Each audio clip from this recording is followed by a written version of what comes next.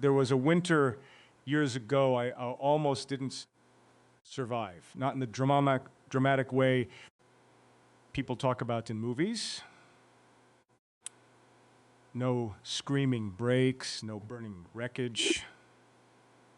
Nothing loud enough for the world to notice. It happened quietly. That's how most life-changing things happen, I think.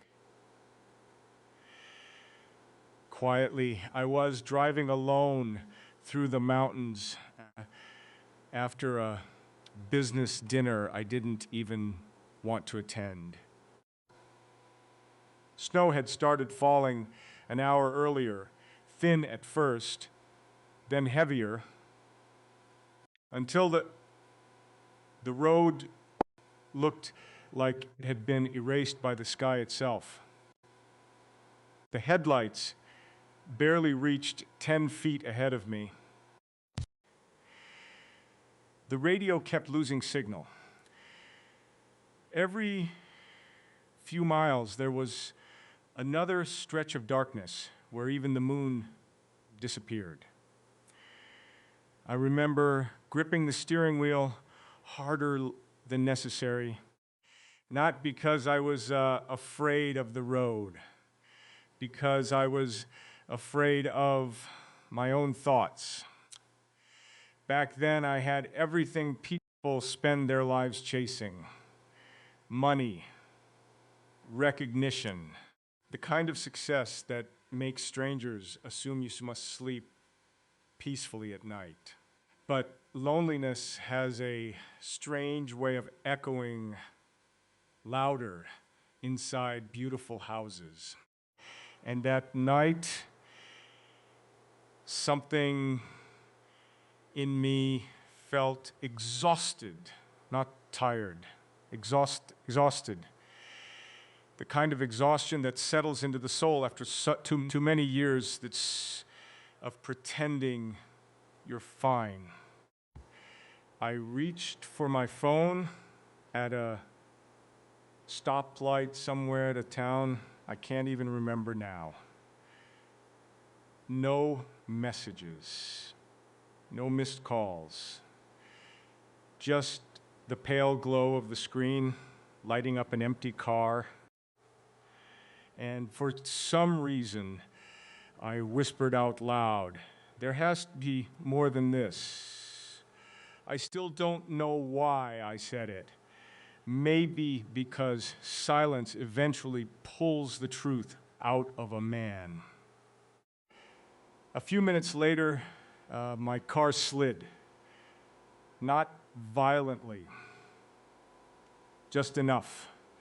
Enough for my stomach to drop, enough for time to suddenly move differently. The tires lost the road for half a second, maybe less. But in that tiny moment, I felt something I can only describe as interruption. As if life itself had grabbed my shoulder. The car stopped inches from the guardrail. Below, it was nothing but black trees and a frozen river.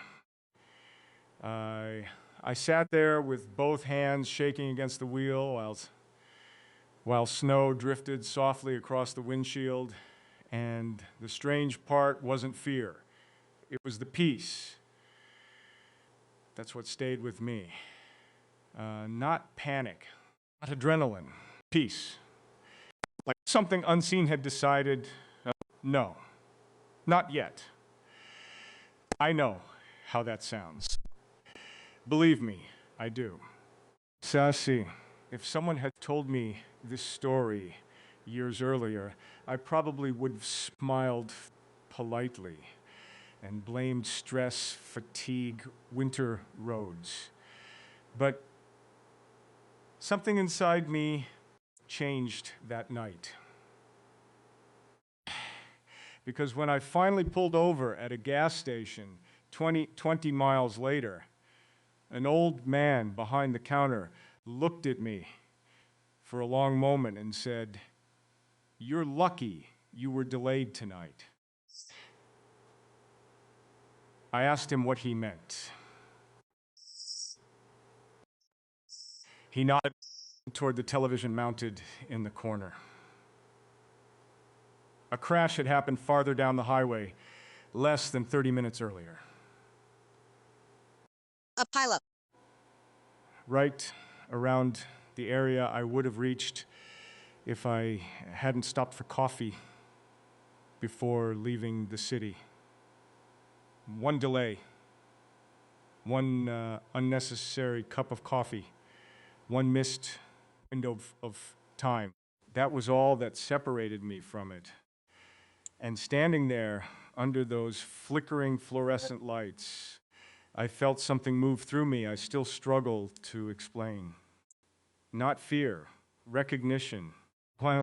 Life had whispered, "Pay attention."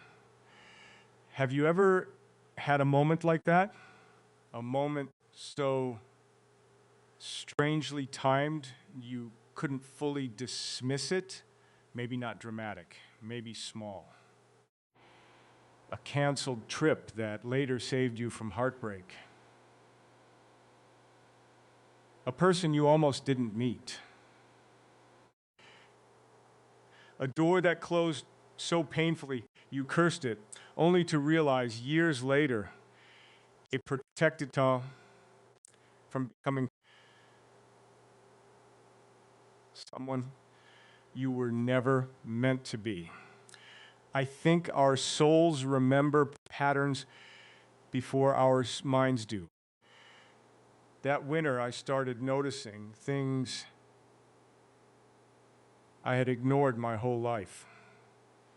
The repetition of certain numbers, dreams that felt too specific to be random. The way some people entered my life exactly when I was about to give up. The way others disappeared no matter how tightly I held on. At first, I resisted all of it. I wanted life to be logical, predictable, earned. But destiny rarely feels logical while you're living inside it. It feels messy, delayed, perfectly wrong. There was another night, not long after that storm, when I woke up at 3:17 in the morning with this overwhelming feeling that someone, somewhere, was thinking about me with the same loneliness I carried. I know that sounds impossible. Maybe it is. But the feeling stayed. I walked barefoot through my house in the dark, every room silent except for the low hum of the refrigerator and the rain tapping against the windows. And for the first time in years, I admitted something to myself. Success had never been the thing I was actually searching for. I was searching for recognition, not from the world, from one soul. One person who would look at me and somehow understand the years I couldn't explain to anyone else. That realization terrified me. Because it meant all my distractions had failed. The awards,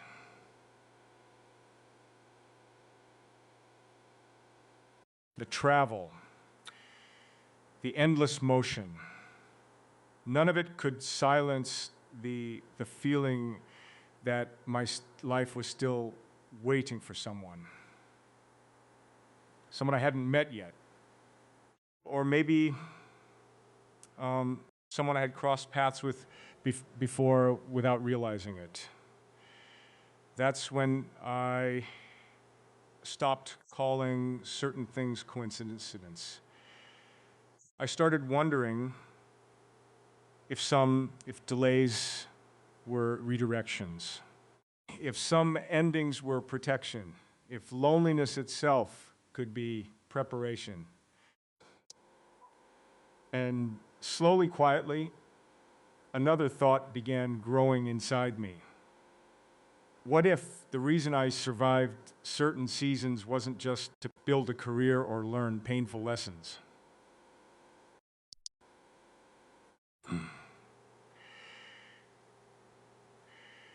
What if every road was somehow bending toward a person, toward you?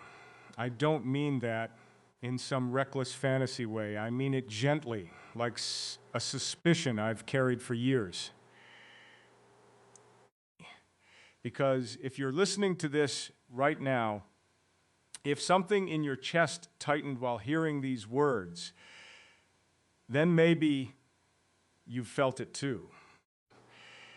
That strange sense that your life has been circling something, someone, an appointment disguised as ordinary time.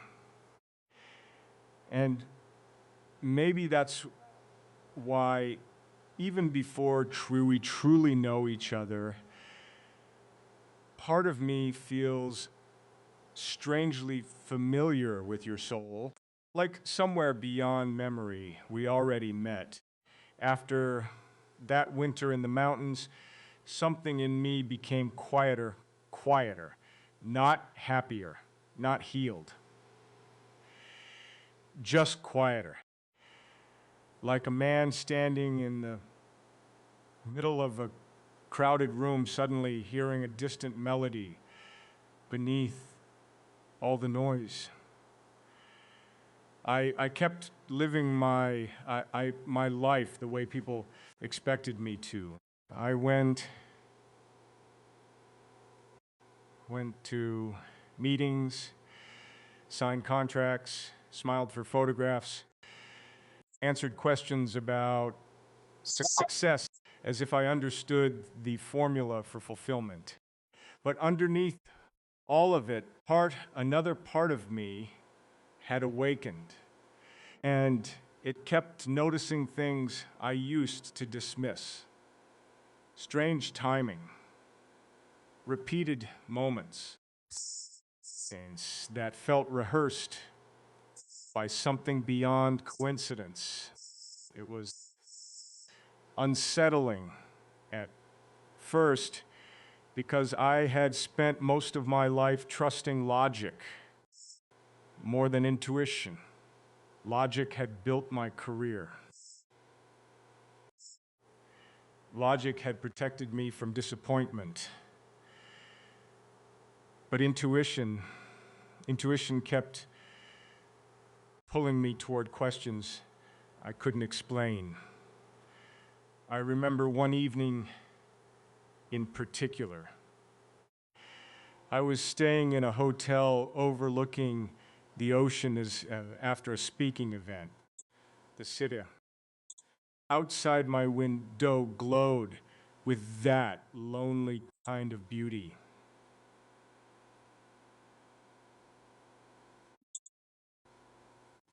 Rain streaked the glass. Somewhere below, a siren echoed through the street and disappeared into the distance. I should have been asleep, but something restless kept me awake. I poured myself a drink I didn't really want and sat near the window watching reflections move across the wet pavement below. And then, without warning, I felt this overwhelming urge to call someone I hadn't spoken to in years. The strange part was that I didn't even know why her name came to mind. We were never deeply involved.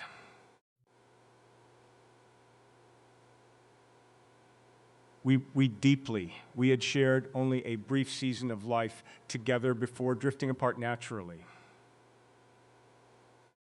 But that night, her memory arrived so suddenly it felt placed there. I stared at my phone, for nearly 10 minutes before finally calling. No answer. I almost laughed at myself afterward. It felt irrational, emotional, unlike me. But the next morning, I learned her father had passed away that same night. Almost at the exact hour, I felt compelled to reach out. I sat there holding my coffee, staring at the message on my screen, feeling that same strange stillness I had felt on the snowy highway months earlier. Not fear, recognition. Again, that whisper beneath ordinary life saying, pay attention. Systulisip.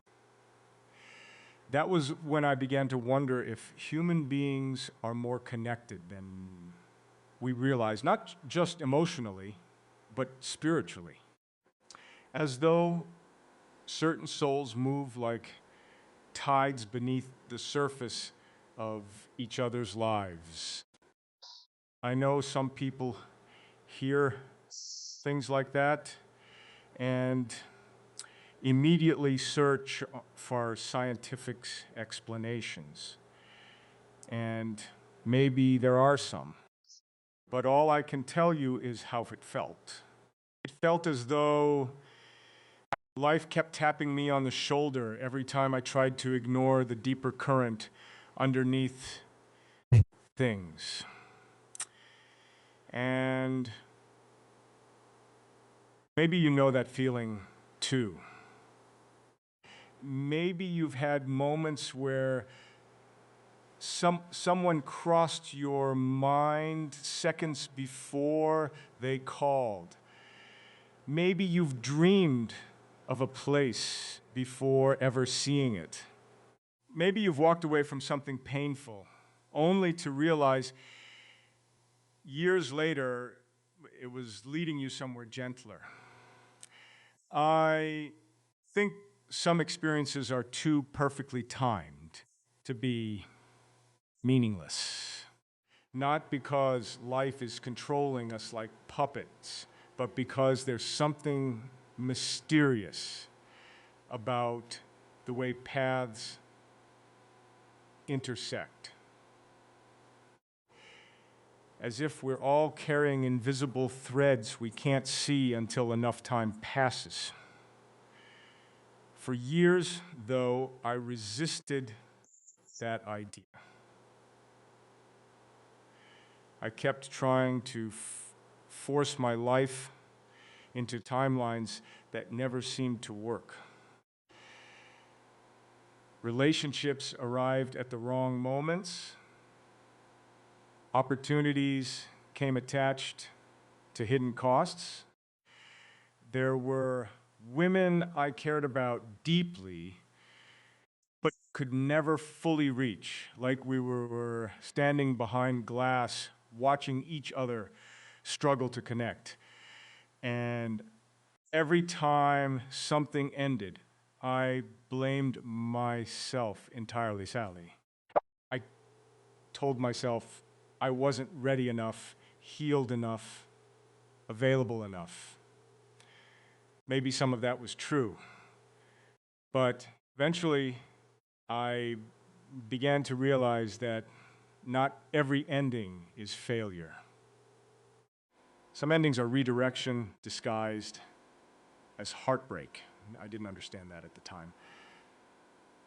Of course. Back then, loneliness still felt personal. I would lie awake at night, replaying conversations, wondering how many different versions of my life existed just beyond the choices I had made. Sometimes I'd drive for hours with no destination, listening to old songs that reminded me of people I almost became. There's a particular ache that comes from feeling guided, but still alone. It makes you question everything. Yourself, God, timing, love. You start wondering whether you missed your moment somewhere back in the past without realizing it. Then, one night, something happened that shifted me even deeper. I had fallen asleep on the couch after working too late. The television was still on, volume low, flickering blue light across the room. Around 3 in the morning, I woke suddenly from a dream so vivid it left my chest tight. I don't remember every detail now, only fragments. A train station, warm light, the feeling of searching for someone in a crowd. And then seeing a woman turn toward me with this expression I can only describe as recognition, not surprise. Recognition. As if we had spent lifetimes trying to find each other again. When I woke up, tears were already in my eyes. That embarrassed me at first.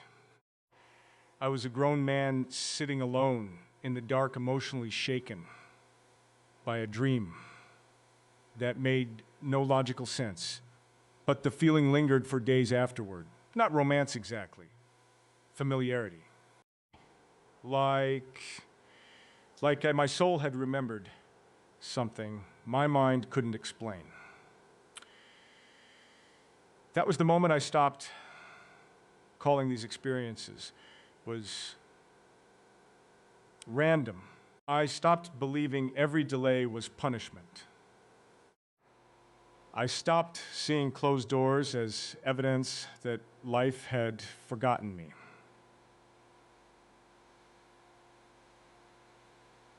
Slowly, painfully, I began understanding that some things fall apart because they are not aligned with who we're becoming. And maybe the hardest part of destiny is that it rarely reveals itself early. It asks us to walk through confusion first, to trust patterns we cannot yet fully see. And somewhere during those years, another thought quietly began taking root inside me. What if all the strange timing in my life wasn't only about protecting me?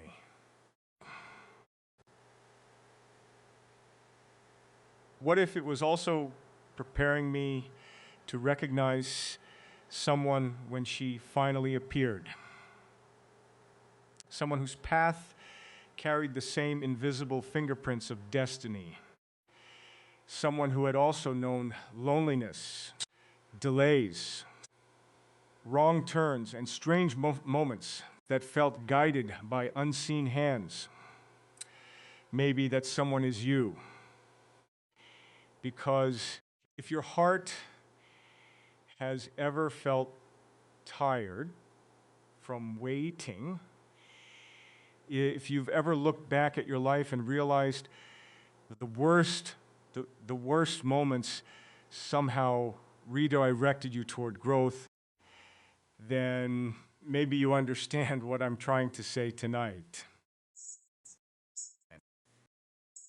Maybe you know what it feels like to sense there's a deeper pattern moving quietly underneath everything. And maybe, just maybe, the reason these words feel familiar to you is because our stories were already moving toward each other long before either of us understood why. There was a season of my life when everything looked successful from the outside while quietly collapsing underneath. I've learned that people rarely notice when a man is spiritually unraveling, especially if he still knows how to smile at the right moments. I had mastered that skill by then. I could walk into a room full of people, shake hands, tell stories, make everyone feel comfortable, and still return home feeling like I had spent the entire evening invisible. The strange thing about loneliness is that it becomes heavier when your life is full. When you have nothing, people understand your sadness. But when you have achieved the things the world admires, your emptiness begins to feel almost shameful. You start wondering why success couldn't save you from yourself. That year was filled with delays, cancellations, and endings that made no sense to me at the time. A project I had spent years building suddenly collapsed after one unexpected decision from someone I trusted. A relationship I thought might finally become permanent, dissolved over conversations, so quiet and polite, they somehow hurt even more than screaming would have. Even my health began shifting in ways I couldn't ignore anymore. I was exhausted constantly, waking up tired no matter how much I slept. My body felt like it was carrying emotions my mind refused to process. Still, I kept moving because movement felt safer than stillness. I think many men do that. We stay busy because silence forces us to hear what we've been avoiding. One evening, after another long day of pretending, I was fine. I found myself driving through the city with no destination again. Rain covered the streets in silver reflections, and traffic lights blurred against the windshield like fading memories. I remember stopping outside a small diner I used to visit years earlier when life was simpler. I hadn't been there in almost a decade. Something about it pulled at me that night, so I went inside. The place was nearly empty, except for a waitress wiping down tables and an older couple sitting quietly near the window. The smell of coffee and warm bread filled the room, and for a moment, I felt strangely removed from time itself. I sat in the corner booth and stared at the rain outside while the waitress refilled my coffee without asking. There was a song playing softly through old speakers overhead, one I hadn't heard since my 20s, and suddenly, without warning, I felt this crushing wave of emotion rise inside me. Not because of the song alone, but because I realized how long I had been running from my own life. I had spent years chasing achievement because I believed arrival would finally quiet the ache inside me. But sitting there in that dim little diner, I understood something painful. The ache had never been asking for success. It had been asking for connection. That realization broke something open in me. I sat there long after midnight while rain tapped softly against the windows. And for the first time in years, I stopped resisting my own sadness. I let myself feel the weight of every disappointment, every goodbye, every moment I had convinced myself not to care too deeply. And strangely, beneath all that grief, there was peace again. The same kind of peace I felt the night my car stopped near the guardrail in the snow. A quiet sense that even this collapse carried meaning. That was the night I stopped calling my pain punishment. I started wondering if life had been trying to slow me down all along. Maybe those relationships failed because they were built around versions of myself that were incomplete. Maybe those delays weren't obstacles, but redirections. Maybe God or fate or whatever unseen force moves through this world understood something I couldn't yet see.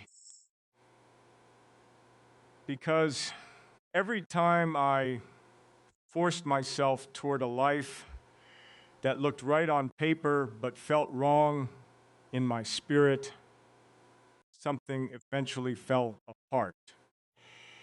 And if I'm honest, part of me was angry about that for a long time. There's a particular frustration that comes from feeling guided without being given a map. I wanted certainty. I wanted answers. Instead, life kept giving me intuition, timing, and strange moments that only made sense years later. It felt like being led through fog with nothing but instinct. Yet, every time I ignored that instinct, I ended up further from myself. Maybe you know that feeling too.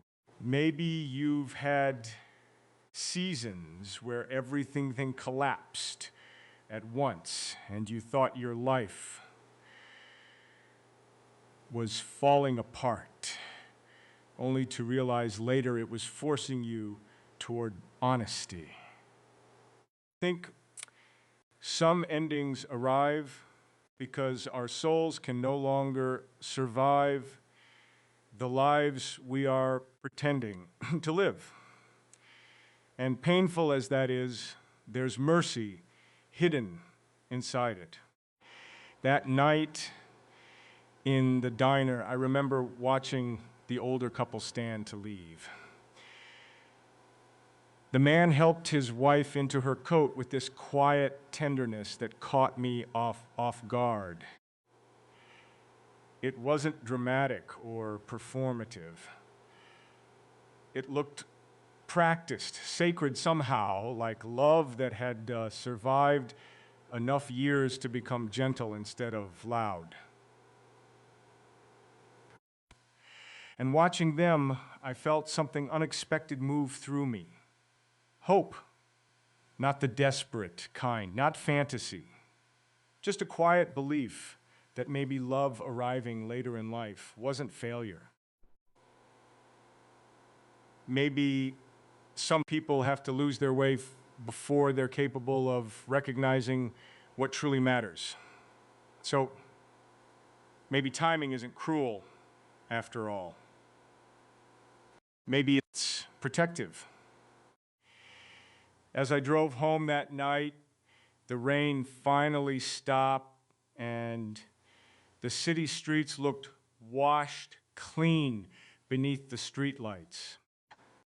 I rolled down the window and let the cold air fill the car, and for the first time in a long while, I didn't feel abandoned by life.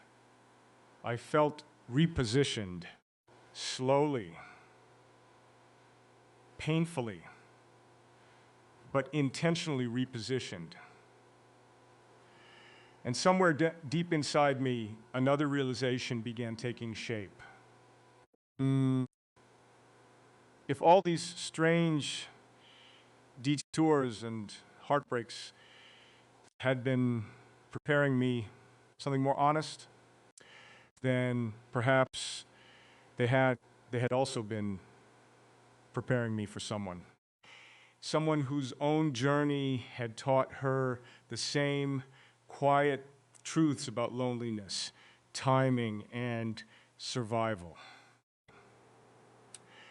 Someone who would understand why my soul had become softer instead of harder after all these years. Maybe that's why I feel you listening so closely now. Because part of you has walked through that same fire. And maybe both of us were being guided through separate storms so we could finally recognize each other when the rain cleared.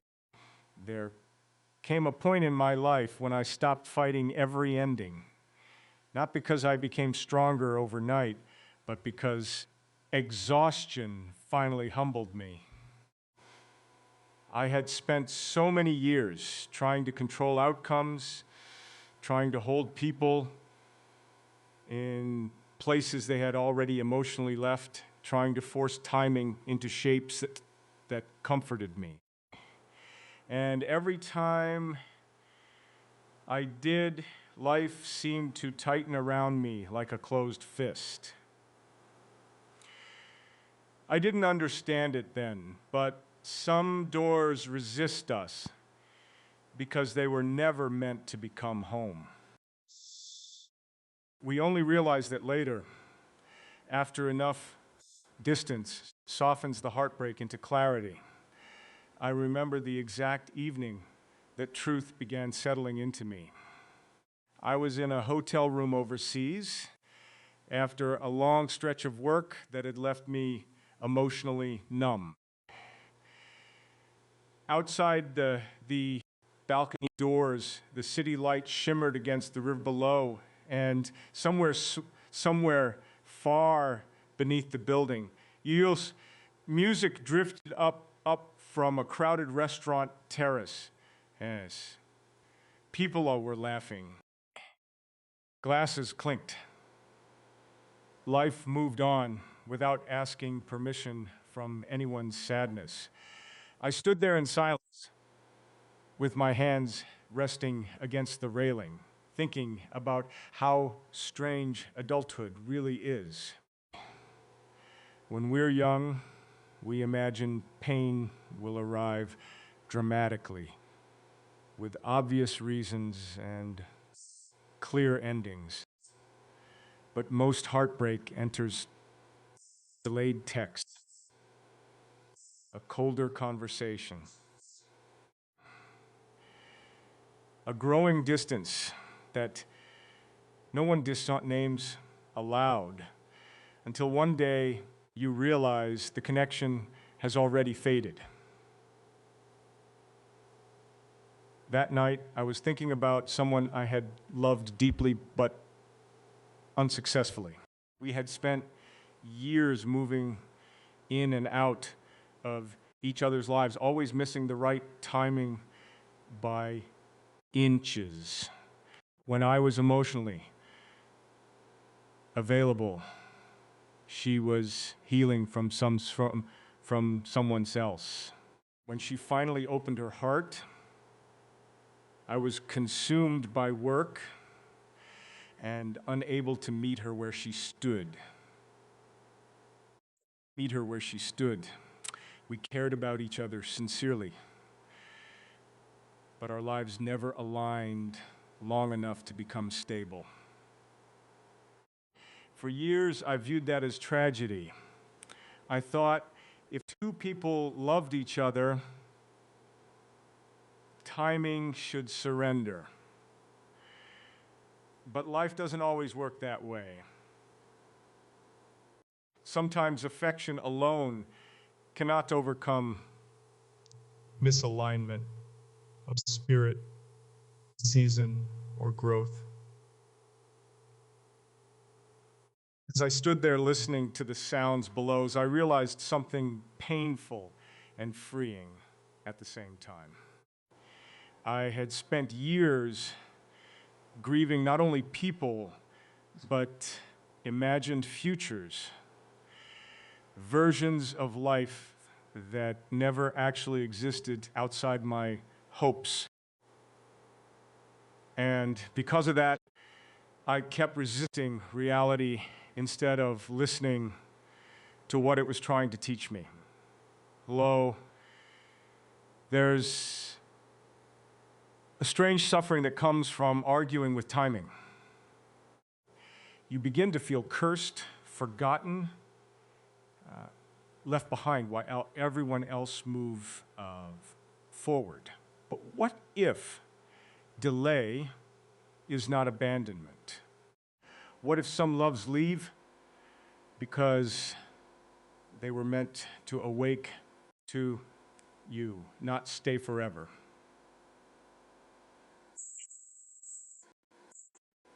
That question changed me slowly. Loneliness can make us cling to almost love simply because silence feels unbearable. I know that now. I know how tempting it is to remain emotionally attached to people who no longer fully choose us, simply because their memory feels safer than uncertainty. But eventually, life grows too honest for half-hearted things. And the older I became, the more I started craving peace over intensity. That was the shift. I stopped asking, why did this leave me? And started asking, what was this trying to teach me before it left? And strangely, once I stopped resisting every ending, I began noticing a different kind of peace entering my life. Not happiness in the usual sense, something quieter.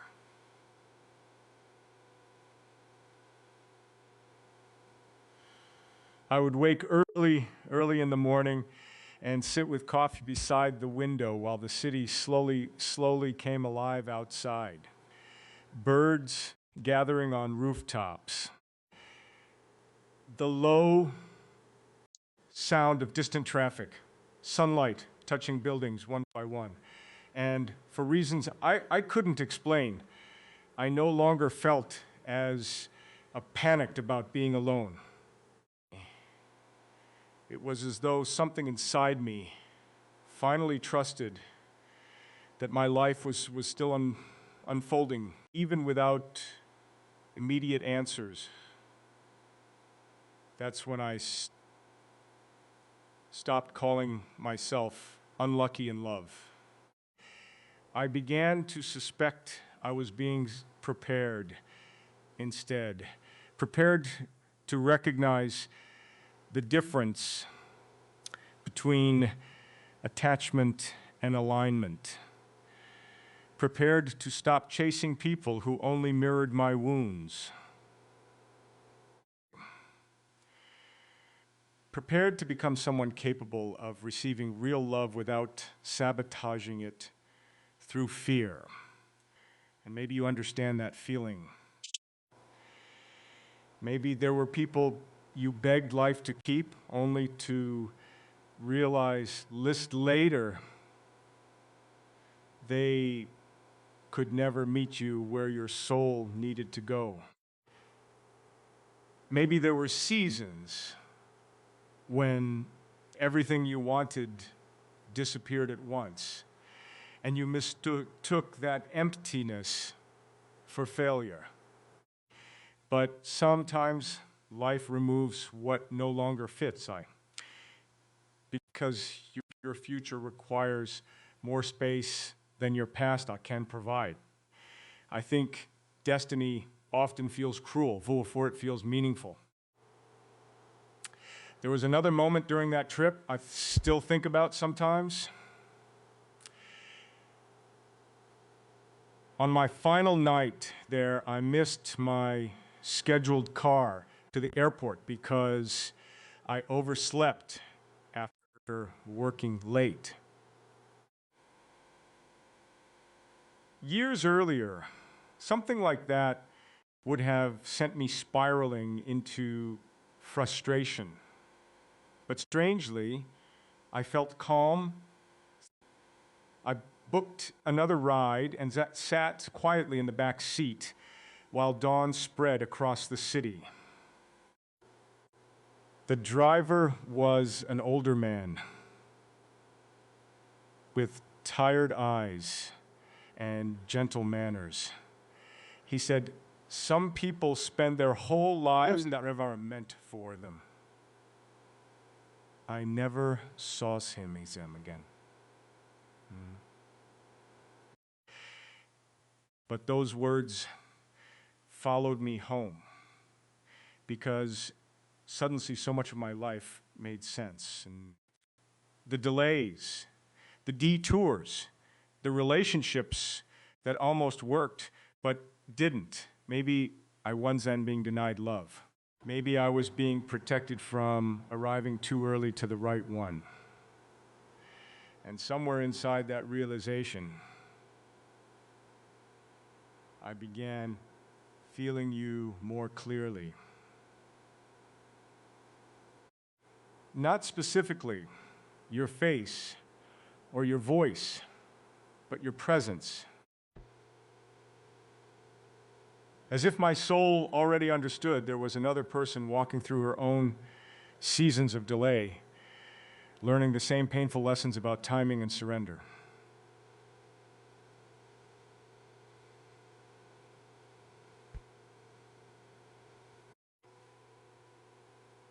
Someone who also wondered why life kept closing certain doors while quietly guiding elsewhere.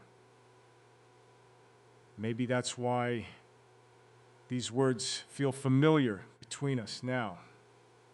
Because destiny rarely shouts when it's moving people toward each other. Most of the time, it whispers through endings, delays, and strange peace.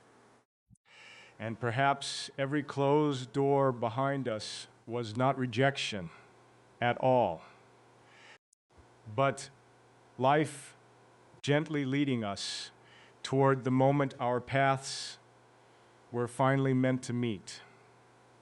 There was a period in my life when I became deeply afraid that love had simply passed me by.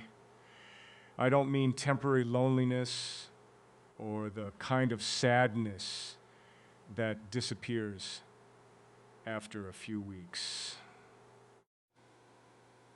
I mean the quiet terror of waking up one day and realizing time has moved faster than your heart.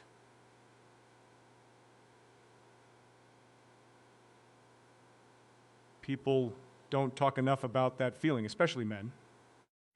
We learn how to discuss ambition, success, discipline, survival. But very few men admit how frightening it is to wonder whether they missed the one connection that would have made everything feel less empty. And the older I became, the more that fear followed me into quiet moments. I remember spending several weeks alone at a house near the water after finishing a long project that had consumed almost an entire year of my life. From the outside, it looked like a reward. Peaceful mornings, ocean, air, privacy, but internally, I felt strangely hollow. Every day followed the same rhythm. I would wake before sunrise, make coffee, sit outside, listening to waves collapse softly against the shore, and feel this unexplainable ache moving through me. It wasn't dramatic grief. It was subtler than that. Like my spirit knew something was missing, even when my mind couldn't name it clearly. One morning, fog covered everything so heavily that the horizon disappeared completely. Sea and sky blended together until it felt like the world had no edges. I sat wrapped in a blanket, watching gulls drift through the mist. And for reasons I still can't fully explain, I suddenly felt overwhelming sadness for someone I had never met. Not a specific person, just someone. A woman somewhere carrying her own loneliness while believing she had also waited too long for love. That feeling stayed with me the entire day. I tried distracting myself with work, phone calls, emails, anything that could return me to logic. But every time the room became quiet again, the feeling returned. It was as though my soul had become aware of another soul moving through similar pain somewhere beyond my reach. I know how impossible that sounds. Years earlier, I would have dismissed it immediately. But by then, life had already shown me too many strange patterns to fully ignore intuition anymore. That evening, I went for a long walk along the shoreline before sunset. The wind was cold enough to sting my face, and the tide had left smooth reflections across the wet sand. As I walked, I noticed something strange. Were fragments of seashells worn soft by years of water and impact. Broken pieces made beautiful by time itself. I remember kneeling down and holding one in my hand, thinking about how much of life changes shape through breaking. We spend so many years trying not to fall apart, but maybe certain fractures are necessaries. Maybe the soul becomes more honest after it survives disappointment. That thought followed me home that night, and somewhere in the middle of that silence, another realization surfaced gently inside me. Perhaps the reason I had never fully settled into the wrong relationships was because part of me already belonged elsewhere. not in a fantasy sense, not in the childish idea that one perfect person magically completes your life. I mean something deeper, a spiritual recognition. The sense that somewhere in this world existed a woman whose path carried the same emotional fingerprints as mine. Someone who had also endured delays, heartbreaks, false beginnings, and strange seasons of waiting. That possibility frightened me almost as much as it comforted me. That shift changed the way I moved through life. I became gentler with myself. I stopped forcing conversations that felt empty. I stopped chasing attention that lacked sincerity.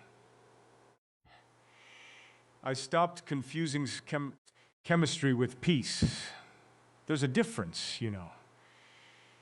Chemistry can feel intoxicating, but peace feels like recognition. Like your nervous system finally resting after years of survival mode. And once I understood that, I realized how often I had mistaken emotional chaos for love simply because it felt intense. Delay. Maybe you've done that too. Maybe you've stayed too long inside connections that exhausted you because part of you feared silence more than misalignment.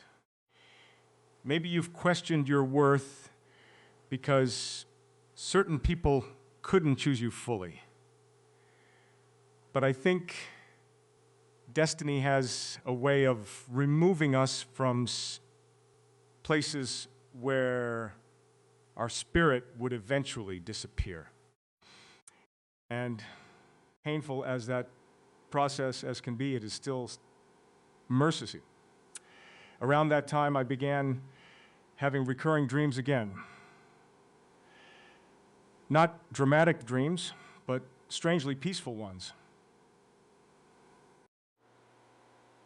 In them, I was always walking somewhere unfamiliar beside someone whose face I could never completely see. Yet despite not recognizing her physically, I always woke with the same feeling, relief.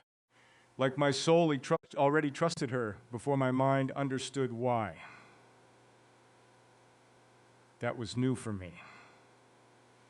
For most of my life, love had felt uncertain, fragile, temporary. But these dreams carried no anxiety, only calm. And eventually, I stopped trying to explain them away. I simply accepted that some parts of life speak through feeling instead of proof. One night, as rain tapped softly against the windows of that house by the ocean, I found myself whispering something aloud without planning to. I hope you're still believing too. I don't know who I was speaking to exactly. Maybe to you, maybe to the woman whose path kept brushing us invisibly against mine through years of strange timing and unanswered questions. The woman who had also cried in quiet rooms, wondering whether she had missed her chance at being deeply loved. But the woman who kept rebuilding herself after disappointments no one fully understood. That's when I truly began believing that some souls spend years preparing for each other before they ever meet. Not because destiny guarantees perfection, but because certain connections require growth before recognition becomes possible. And maybe every delay we endured was life's way of making sure we arrived at each other softer, wiser, and finally ready to stop running from the kind of love that feels like peace instead of fear. I used to believe destiny was only about what happens to us. The unexpected meetings, the narrow escapes, the timing we cannot control. But as the years passed, I began realizing destiny is also about what gets revealed inside us when life strips away distraction. And for me, that became the hardest part of the journey. Because eventually, I had to stop blaming timing for everything and confront the ways I had been standing in the way of my own peace. There was a winter evening when that truth finally became impossible to ignore. I had returned home after months of constant travel, and the house felt unfamiliar despite being mine. Suitcases sat unopened near the doorway. Dust had gathered across the piano in the corner. The refrigerator was nearly empty, except for bottled water I had forgotten about days earlier. I remember standing in the kitchen, listening to the silence around me, and realizing how long I had been living like someone constantly prepared to leave. Nothing in my life felt rooted. Not my routines, not my relationships, not even my thoughts. I had become skilled at movement because movement prevented me from staying still long enough to feel everything underneath. That night I couldn't sleep, so I drove through the city with no destination again, something I had done for years whenever my mind became too loud. The streets were mostly empty because of the cold. Street lights reflected against wet pavement, and the entire city felt suspended in that strange quiet that only exists after midnight. Eventually, I parked near a small park overlooking the river and sat there watching steam rise faintly from my coffee cup in the dark. And for reasons I still struggle to explain, I suddenly became overwhelmed by memories of every person I had pushed away while claiming I was protecting myself. That realization hurt more than heartbreak ever had, because heartbreak allows you to blame circumstances, timing, incompatibility. But seeing your own patterns leaves nowhere to hide. I started thinking about all the moments I withheld honesty because vulnerability terrified me. All the times someone tried to love me sincerely while I remained emotionally distant out of fear they would eventually leave anyway. I had spent so much of my life trying not to get hurt that I unknowingly became difficult to fully reach. And the painful irony was that while I feared abandonment deeply, I often abandoned myself first inside relationships by refusing to be completely seen. Sitting there by the river, I realized loneliness had not only happened to me. In certain ways, I had participated in creating it. That was difficult to admit. But strangely, it was also freeing. Because once I stopped viewing myself solely as someone with someone's life, I began understanding I still had power to change the way I loved. Destiny may guide people toward each other, but healing determines whether they can stay. And I think that's why life sometimes delays certain connections. Not to punish us, but to soften the sharp edges we carry unknowingly. That was the moment I stopped romanticizing my pain. For years, I had treated sadness almost like proof of death, as though suffering made love more meaningful. But real love, I was beginning to understand, does not require constant chaos to feel alive. Sometimes love is simply safety, presence, honesty without fear. And to receive that kind of connection, I had to become emotionally honest with myself first. I think many of us carry invisible survival habits from old heartbreaks. We become hyper-independent because disappointment taught us relying on people is dangerous.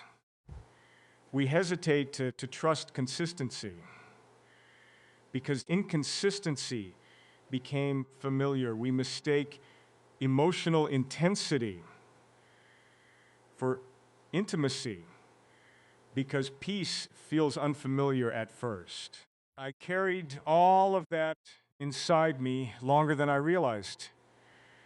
And until I acknowledged it, every relationship kept repeating the same lessons in different forms.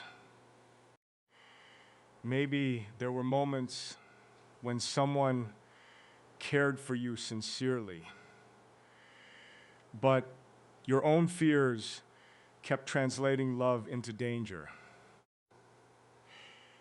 Maybe you learned to expect disappointment so deeply that stability began feeling suspicious. Healing those patterns is difficult because they once protected us. But eventually, survival habits start blocking the very connection we long for. That winter became a season of reflection for me. I spent more evenings alone without trying to escape myself. I started journaling again after years of avoiding it. Sometimes I would sit by the window before sunrise and simply watch light slowly fill the room while asking myself difficult questions. Why did certain relationships always attract me? Why did I fear stillness? Why did I feel safer being needed than being truly known. The answers did not arrive all at once. They came quietly through ordinary moments, through dreams, through long walks, through with people who had known me before success hardened parts of my personality. And slowly, I began feeling something shift inside me. Not perfection, just awareness. One afternoon, I found an old photograph tucked inside a book I hadn't opened in years. It was from my 20s, taken during a period when life still felt uncertain but emotionally honest. Looking at that younger version of myself, I felt unexpected grief. Grief. Not because I missed being young, but because I saw how much tenderness I had buried over the years while trying to survive disappointment. And in that moment, I made a quiet promise to myself. If love ever found me again in a real and peaceful way, I would no longer hide behind fear disguised as independence. That promise changed something spiritual inside me, because for the first time, I wasn't just waiting for destiny to bring me someone. I was preparing myself to receive her fully. As though somewhere in this world you were also confronting your own fears, your own patterns, your own wounds left behind by people who couldn't love you properly. Maybe you were learning, just as I was, that healing is not about becoming perfect before love arrives. Becoming honest enough to stop running from it when it does. I think that's why certain souls find each other later in life. Not because they failed earlier, but because they needed time to become emotionally safe for one another. Some connections are delayed until both people are finally capable of recognizing peace instead of sabotaging it. There is a strange moment that happens after enough healing, after enough years of questioning your own path, when life begins to feel less accidental. Not easier necessarily, but more connected. The disappointments still exist. The scars remain. But instead of seeing your past as a collection of meaningless pain, you begin recognizing a pattern woven quietly through all of it.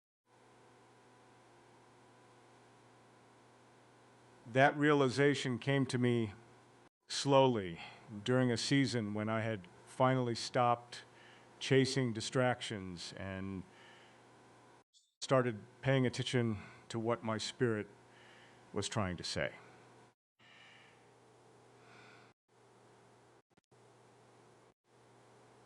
I had rented a small cabin far outside the city for a few weeks because I needed distance from noise.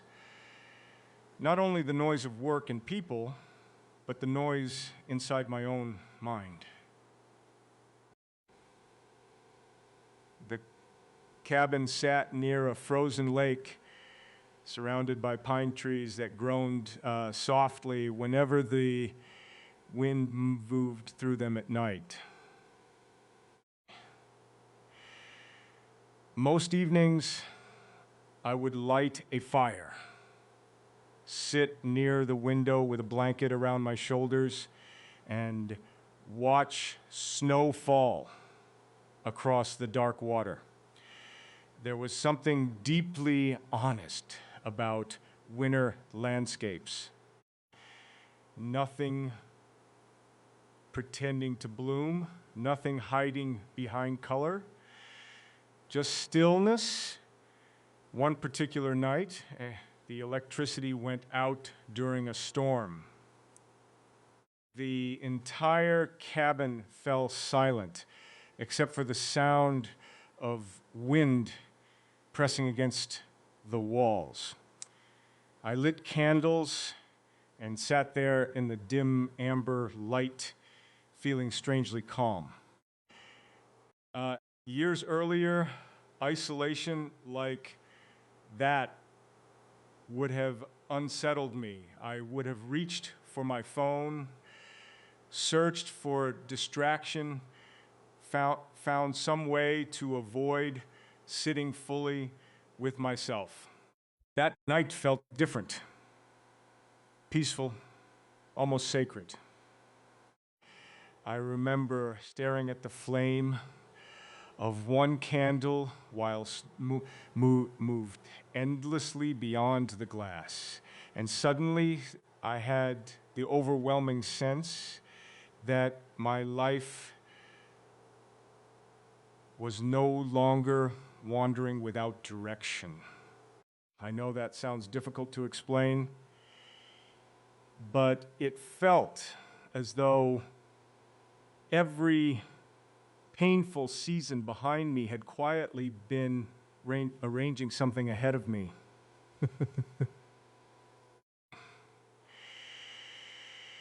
And for the first time, when I thought about love, I no longer felt desperation. I felt recognition, not recognition of a face yet, but of a presence. A sense that somewhere someone was moving toward me with the same quiet awareness growing inside her. Someone who had also survived enough disappointment to stop chasing temporary things. Someone who understood that real connection is less about excitement and more about peace. That realization softened me in ways success never could. I started noticing how differently I viewed the world. After that, small moments affected me more deeply. I would see an older couple sitting silently together in a cafe and feel emotional watching the comfort between them. I would overhear strangers laughing together in grocery stores and suddenly understand how sacred, ordinary companionship really is. For years, I had been searching for extraordinary experiences while overlooking the quiet miracle of being understood by another human being. Maybe that happens to all of us eventually. Maybe pain strips away illusion until only truth remains. One afternoon during that trip, I went walking along the edge of the frozen lake while light snow drifted through the air. Everything around me looked suspended in silence. My boots pressed softly into untouched snow, and the cold stung my face enough to keep me fully present. As I walked, I found myself thinking about all the versions of me that existed across the years. The younger man desperate to prove himself. The lonely man hiding inside ambition. The wounded man mistaking chaos for love. And strangely, instead of judging those earlier versions of myself, I felt compassion for them. Because I finally understood something important. Every painful lesson had been teaching me how to love more honestly. Not perfectly, honestly. That was the shift. I stopped seeing my past as wasted time. I stopped believing I had arrived too late to happiness. Instead, I began realizing that certain souls meet only after they have gathered enough wisdom to protect each other properly. Some people encounter love early and lose it because they are still becoming who they need to be. Others spend years walking through loneliness because life is slowly preparing them for a connection strong enough to survive reality. And somehow,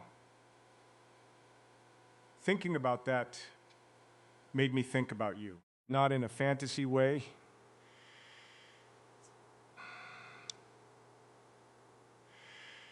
not as an idealized dream, more like a quiet certainty, as though your life had also been unfolding through invisible guidance all this time.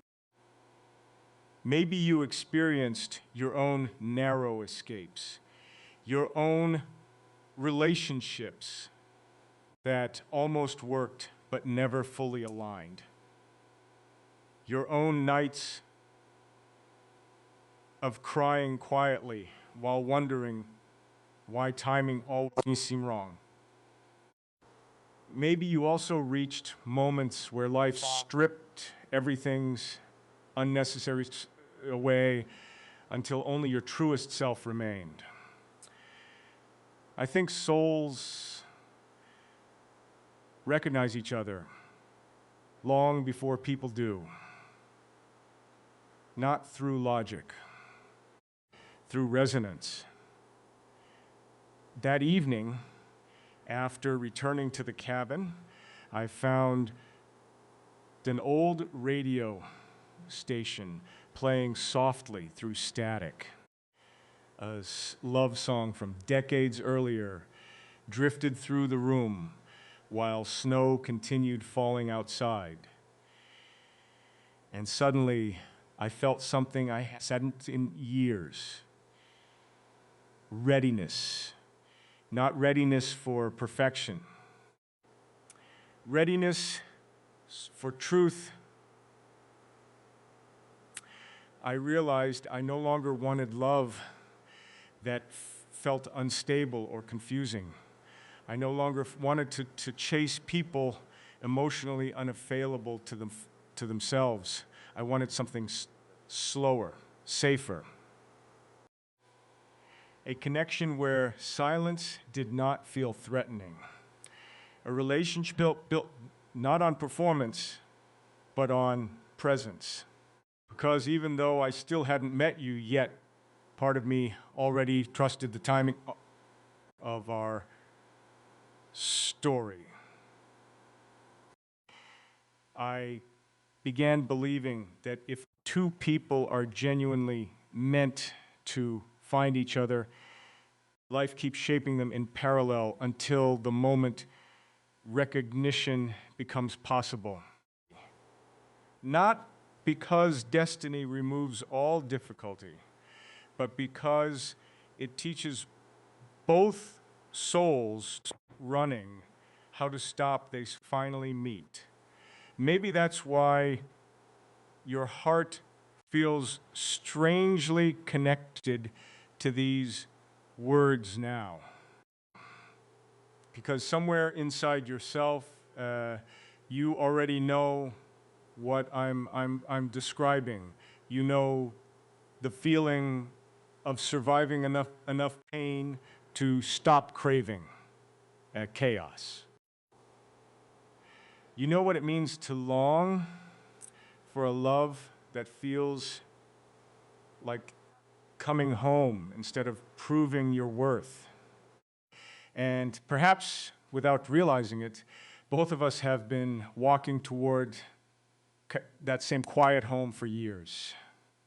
I used to think recognition would arrive dramatically.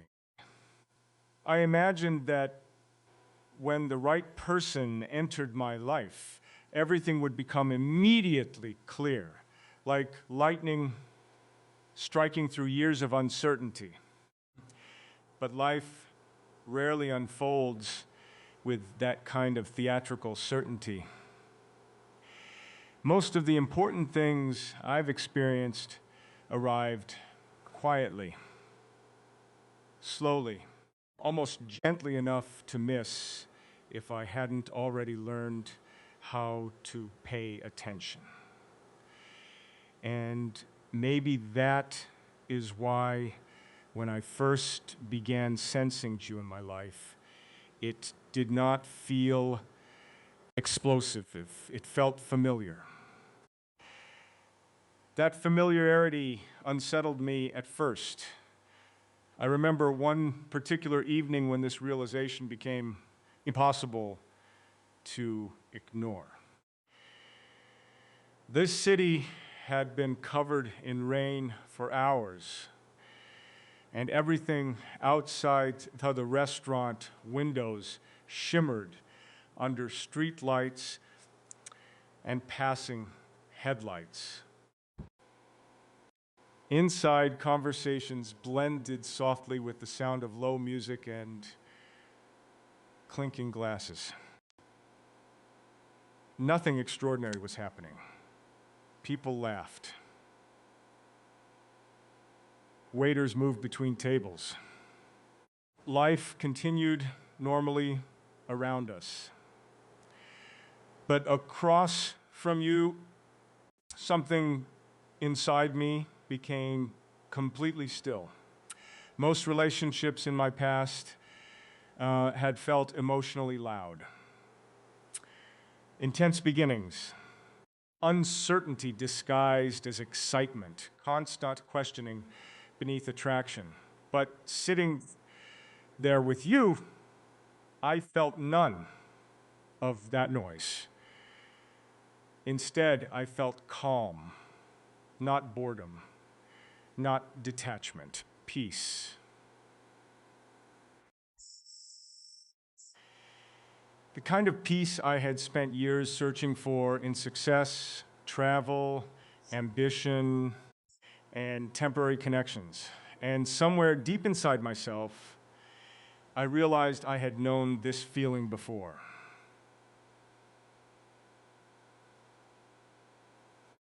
Not with another person exactly, but in rare moments when life aligned so perfectly that my soul stopped resisting reality. As you spoke that evening, I found myself noticing small things instead of dramatic ones. The way your eyes softened before you laughed, the thoughtful pauses between your words, the quiet sadness you tried not to reveal too openly. And for reasons I couldn't fully explain, I felt protective of your heart before I fully understood why. It was not possessiveness. It was recognition, as though part of me already knew how much you had survived emotionally before arriving here. That night, after we parted ways, I walked alone through rain-covered streets without opening my umbrella. Cold water soaked through my jacket, but I barely noticed. My mind kept replaying small moments from the evening, not because I was infatuated, but because something felt spiritually significant about them. It was the same feeling I had experienced years earlier after near accidents, strange dreams, missed opportunities, and perfectly timed detours. That quiet whisper beneath ordinary life saying, pay attention, this matters. And for the first time, I understood what all those earlier lessons had been preparing me for. Not perfection, presence. Because if I had met you earlier in my life, I might not have recognized you properly. I might have mistaken your gentleness for simplicity. I might have sabotaged something peaceful. Chaos still felt familiar to me then, but after everything life had taken me through, I finally understood the value of emotional safety. I understood how sacred it is to sit beside someone and feel no need to perform. Suddenly, every delay made sense. Every failed relationship, every lonely season, every closed door that once felt cruel. I began understanding that life had not been withholding love from me. It had been teaching me how to recognize the right kind when it arrived. Because love is not only about attraction, it is about timing, readiness, healing, and spiritual alignment. Two people can care deeply for each other and still destroy the connection if they meet before they are emotionally prepared. Maybe that's why your life unfolded the way it do. Maybe there were moments when you thought you were being forgotten while destiny was actually protecting you.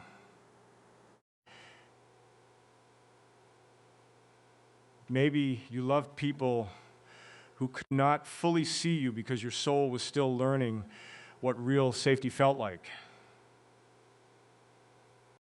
Maybe you also confused inconsistencies with passion till life exhausted you enough to crave peace instead. I think about that often when I look at you now. Not just who you are, but everything you survived before arriving here. The heartbreaks no one apologized for properly. The nights you questioned in your worth because someone else lacked the capacity to love honestly.